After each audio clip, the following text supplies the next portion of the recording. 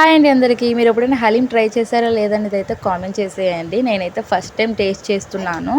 రీసెంట్‌గా అనకాపల్లిలో అయితే హలీం అయితే పెట్టారని అయితే తెలిసింది. అంటే ఇప్పుడు చాలామంది రీల్స్ చేస్తున్నారు కదా.